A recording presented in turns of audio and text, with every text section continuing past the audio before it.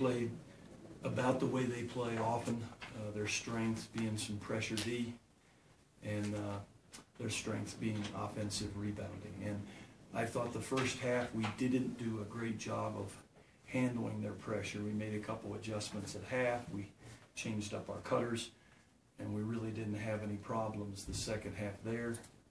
Unfortunately, the first half we did a pretty good job keeping them off the offensive glass, and I thought that definitely was the difference in the game.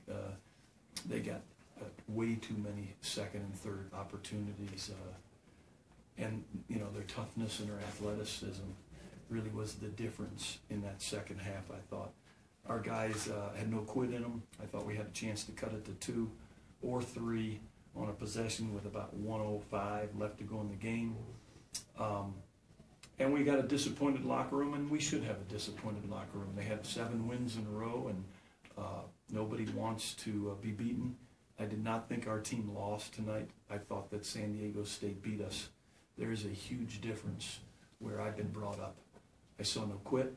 I saw no lack of try. I saw no selfishness. But I got to tell you, when you have 9 assists and 13 turnovers and 7 shots blocked, which become turnovers, that's too much to overcome. So we move on. We got to focus on Fresno, a team that's equally in first place at 4-1, and we haven't beat them there. So now it's the next challenge, and hopefully the impetus we need.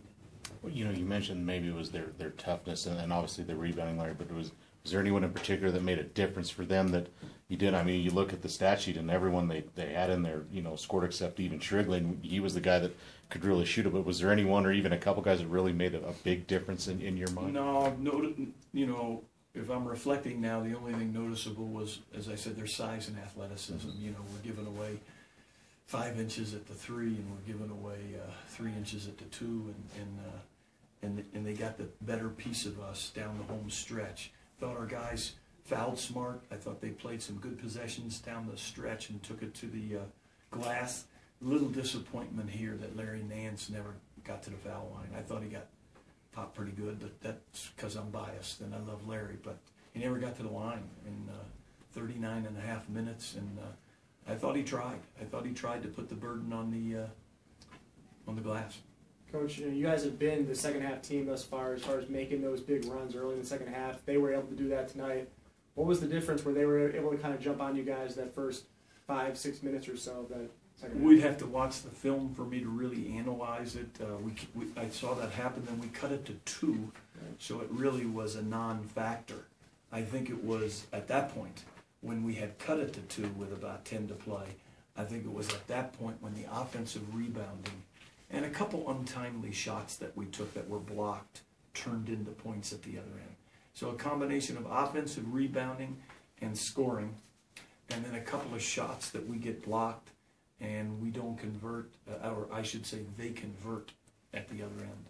Was their defensive toughness as advertised that you had talked about earlier this week? Yeah, I've got great respect for them. I mean, there's a lot of people in the country that have great respect for them. They've already knocked off Utah at number 8. They lost a heartbreaker at the last 2 seconds to Arizona, number 10.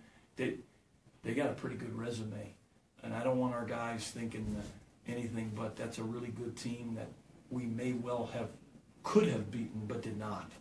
But for me to degrade them in any way or to look at this as oh my gosh, we lost to San Diego State.